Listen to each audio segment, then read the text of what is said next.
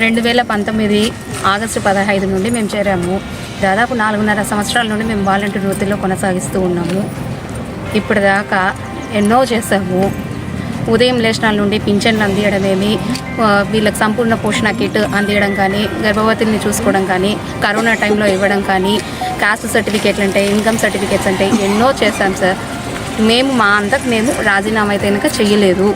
వాళ్ళు బలవంతం పెట్టడంతోనే ఈ విధంగా చేయాల్సి వచ్చిందే తప్ప మా అంతకు మేము స్వయంగా చేయలేదు. కాబట్టి దీన్ని దృష్టిలో పెట్టుకొని మా ఉద్యోగాలు మాకు ఉన్న వాళ్ళకి నియమించవలసిందిగా కోరుతున్నాము. మీరు ఏ వార్డు సచివాలయం?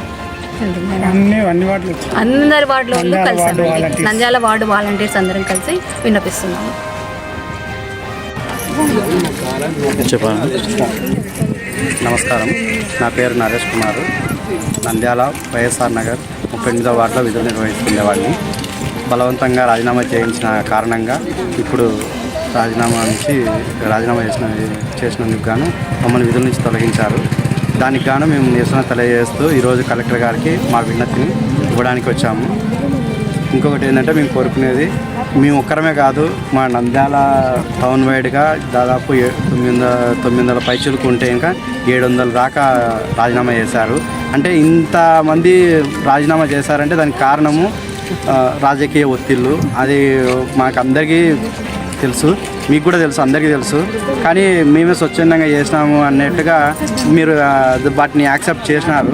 ఆ యాక్సెప్ట్ చేయకుండా మమ్మల్ని టర్మినేట్ చేయకుండా మళ్ళీ మమ్మల్ని విధుల్లోకి తీసుకోవాలని చెప్పి మేము కోరుతున్నాము.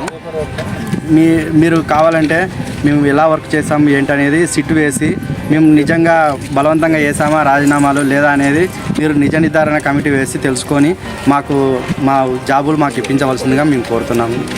ఇట్లు సీఎం గారికి మా వాలంటీర్లందరూ మేము కోరుకునేది ఒకటే, వాలంటీర్ జాబ్ అనేది ఎంత ఇంపార్టెంటో మాకు ఇప్పుడు తెలుస్తుంది. ఎందుకంటే ఇంకా ఇన్ని రోజులు మేము ఒక పార్టీ తరఫున పనిచేసినామనే ఫీలింగ్ మాకు లేకుండా ప్రజల కోసమే పనిచేసినాము. కానీ వాళ్ళు దాన్ని వక్రీకరించి పార్టీ కోసమే వీళ్ళు పనిచేసినారని చెప్పి చూపించుకున్నందుకు మీరు కూడా మమ్మల్ని అపార్థం చేసుకున్నారు.